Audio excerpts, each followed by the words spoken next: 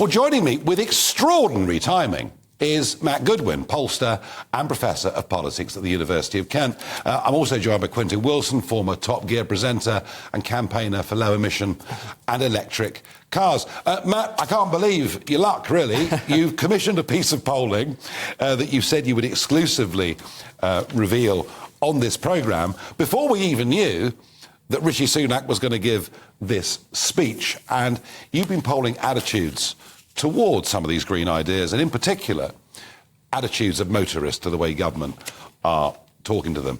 So the big headline, I suppose, in many ways, is this 2030 to 2035, the 5-year slippage. And, you can buy electric cars at any time, but equally you can buy new diesel and petrol cars from 30 to 35.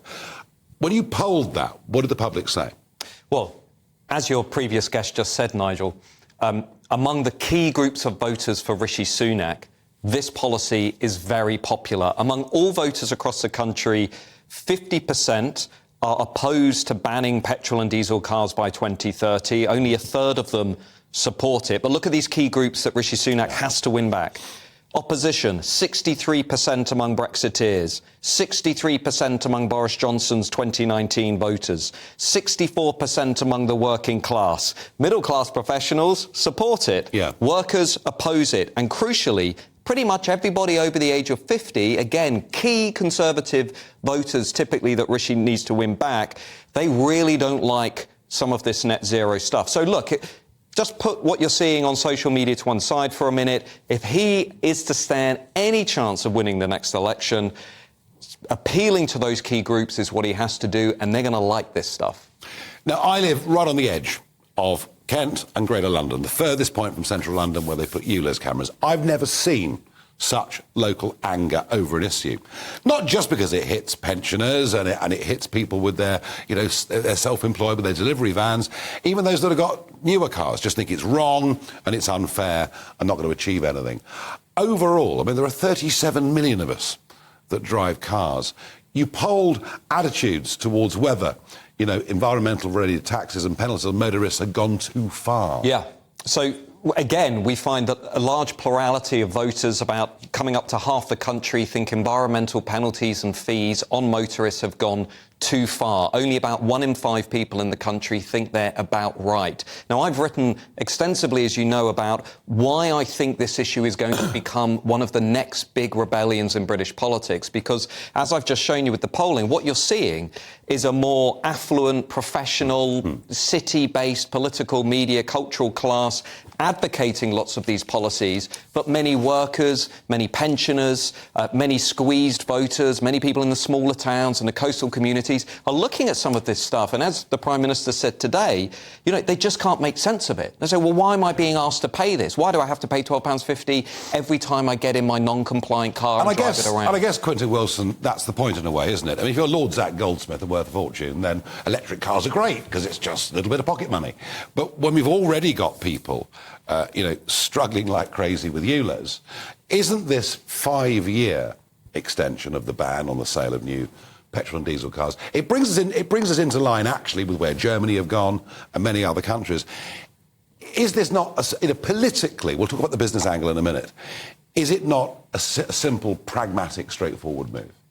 ULEZ was a mistake, and it's kind of weaponised air quality and environmental issues. And it was, I said at the time, this is completely wrong-headed. So we've got this real polarisation in society now, and the motoring lobby is being courted by Sunak. But we will lose our place on the world stage if Marco said that we're ahead. You said we're ahead. We're not. We've deindustrialised. Away by We've China. deindustrialised. No, but look. America, isn't net zero about deindustrialising? Net zero is about making as much as we can for jobs and economic activity in the UK. That's the opportunity that we face. And Jeremy Hunt said it was £1 trillion opportunity. Now they've changed their tune. And we've seen this whole tirade today from all these businesses saying, why are you doing this? Why are you pulling the rug from underneath us? And this is important, and I fully understand this point. There are businesses that have been gearing up for the 2030 date, but equally, They can make their cars and hopefully make their batteries. They'll make them somewhere else, Nigel. Well, why would That's they make the them problem. somewhere else? Because a better environment, a more economically friendly environment, an environment with... Where? Europe, America, you know, where there is... But I mean, Germany is 2035 as well. Yeah, but look, that's because the German, car industry didn't want it. We have this ability now to catch up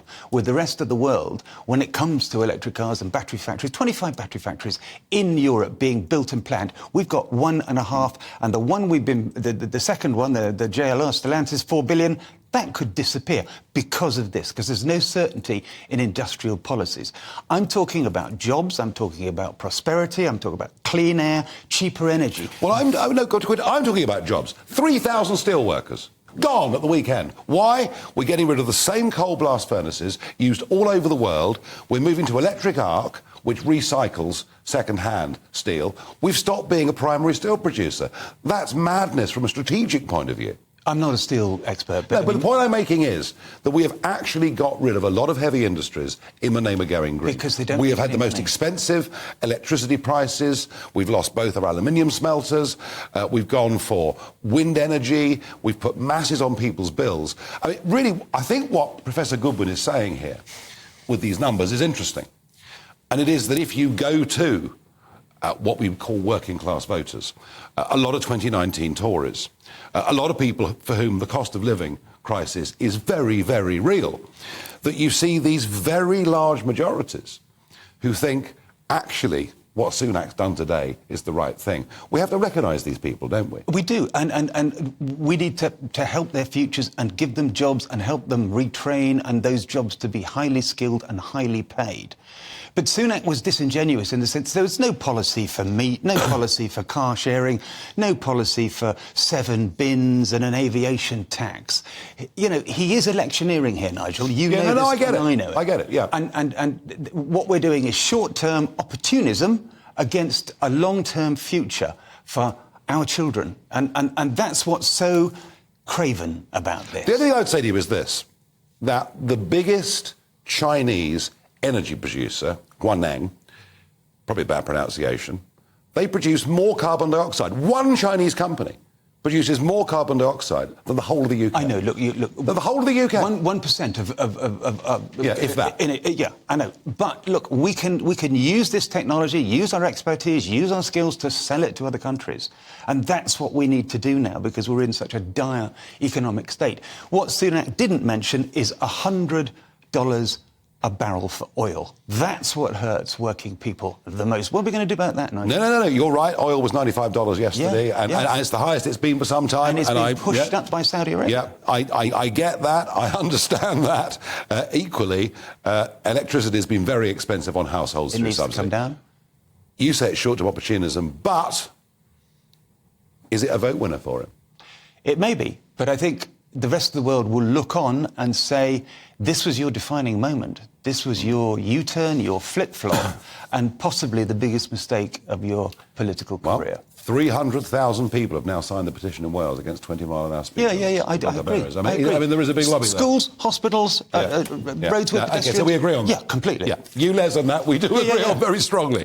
Final thought, Professor Goodwin, is this a vote winner for Sunak? I think it's going to go down very well among the key groups of voters that he needs to win back. It's not enough on its own. He needs the small boat numbers to come down. He needs inflation to come down. He needs a sense of economic optimism to kick in among voters out there. But, yeah, they're going to like this. And London might not, but many of his voters will.